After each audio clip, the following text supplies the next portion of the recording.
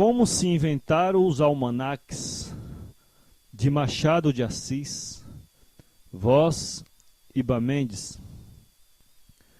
Some-te, bibliógrafo, não tenho nada contigo, nem contigo, curioso de histórias poentas. Sumam-se todos, o que vou contar interessa a outras pessoas menos especiais e muito menos aborrecidas.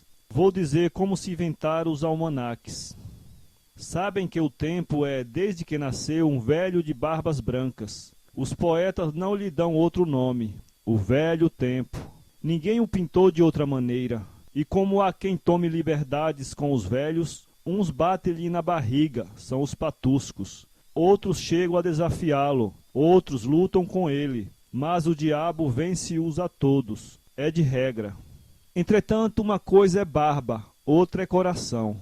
As barbas podem ser velhas e os corações novos, e vice-versa. Há corações velhos com barbas recentes. Não é regra, mas dá-se. Deu-se com o tempo. Um dia o tempo viu uma menina de 15 anos, bela como a tarde, risonha como a manhã, sossegada como a noite, um composto de graças raras e finas, e sentiu que alguma coisa lhe batia do lado esquerdo. Olhou para ela e as pancadas cresceram. Os olhos da menina, verdadeiros fogos, faziam arder os dele só com fitá-los. Que é isto? Murmurou o velho.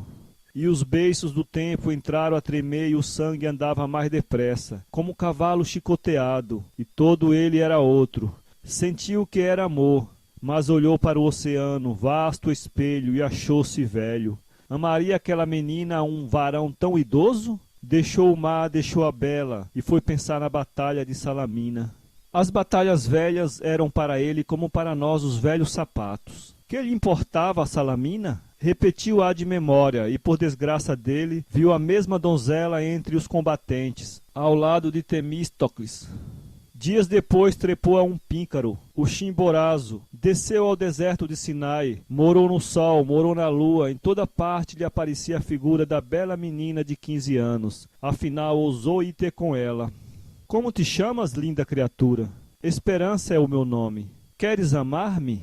Tu estás carregado de anos, respondeu ela. Eu estou na flor deles. O casamento é impossível. Como te chamas? Não te importe o meu nome. Basta saber que te posso dar todas as pérolas de Jouconda.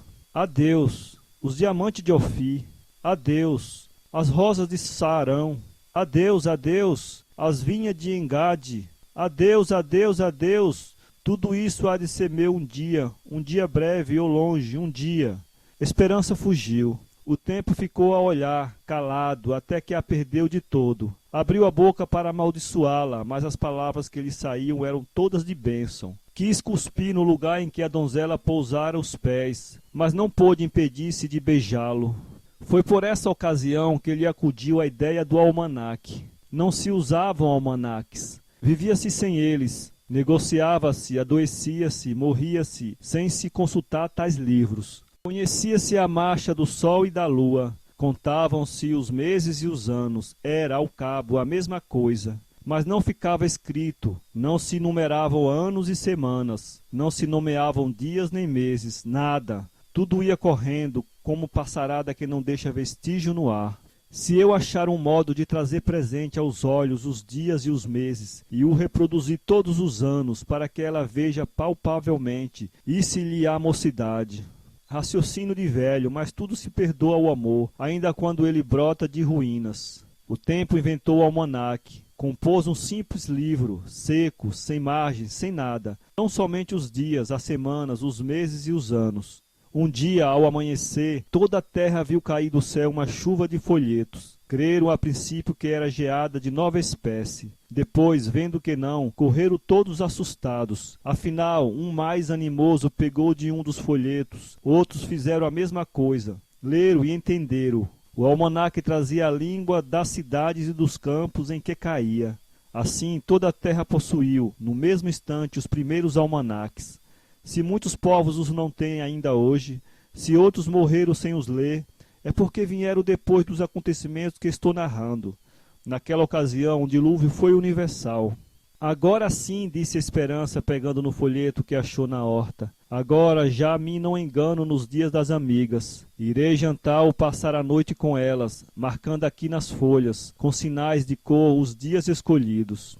Todos tinham almanaques, nem só elas, mas também as matronas e os velhos e os rapazes, juízes, sacerdotes, comerciantes, governadores, fâmulos. Era moda trazer o almanaque na algibeira. Um poeta compôs um poema atribuindo a invenção da obra a estações, por ordem de seus pais, o sol e a lua. Um astrônomo, ao contrário, provou que os almanaques eram destroços de um astro onde desde a origem dos séculos estavam escritas as línguas faladas na Terra e provavelmente nos outros planetas. A explicação dos teólogos foi outra. Um grande físico entendeu que os almanaques eram obra da própria Terra, cujas palavras, acumuladas no ar, formaram-se em ordem, imprimiram-se no próprio ar, convertido em folhas de papel, graças. Não continuou. Tantas e tais eram a sentença que a de esperança foi a mais aceita do povo. Eu creio que o almanaque é o almanaque, dizia ela rindo. Quando chegou o fim do ano, toda a gente que trazia o almanaque com 1000 cuidados para consultá-lo no ano seguinte, ficou espantada de ver cair à noite outra chuva de almanaques. Toda a terra amanheceu alastrada deles. Eram os do novo ano. Guardaram naturalmente os velhos. Ano findo, outro almanaque. Assim foram eles vindo, até que a esperança contou 25 anos, ou como então se dizia, 25 almanaques. Nunca os dias pareceram correr tão depressa. Voavam as semanas, com elas os meses, e mal o ano começava, estava logo findo. Esse efeito entristeceu a terra. A própria esperança, vendo que os dias passavam tão velozes, e não achando o marido, pareceu desanimada. Mas foi só um instante. Nesse mesmo instante apareceu-lhe o tempo. Aqui estou, não deixes que te chegue a velhice, ama-me. Esperança respondeu-lhe com 2 gaifonas, e deixou-se estar solteira. Há de vir o noivo, pensou ela.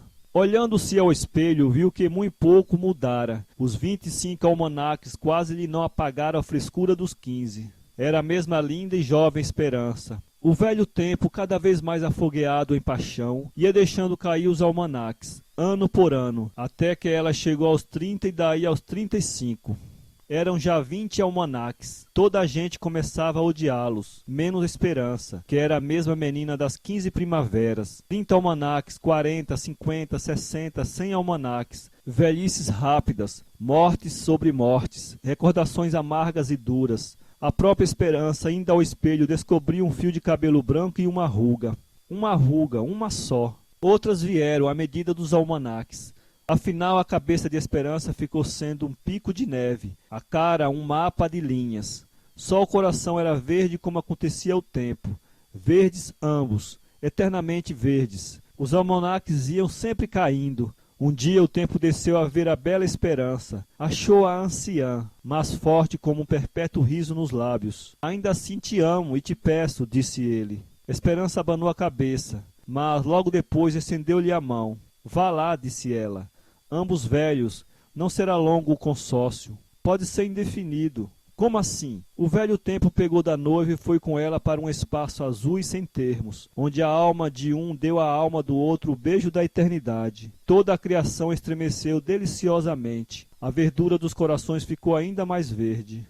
Esperança, daí em diante, colaborou nos almanaques. Cada ano, em cada almanaque, atava Esperança uma fita verde. Então a tristeza dos almanaques era assim alegrada por ela, e nunca o tempo dobrou uma semana que a esposa não pusesse um mistério na semana seguinte. Deste modo todas elas foram passando, vazias ou cheias, mas sempre acenando com alguma coisa que enchia a alma dos homens de paciência e de vida. Assim as semanas, assim os meses, assim os anos. E choviam almanaques, muitos deles entremeados e adornados de figuras, de versos, de contos, de anedotas, de 1000 coisas recreativas. E choviam, e chovem, e hão de chover almanaques. O tempo os imprime, Esperança os brocha.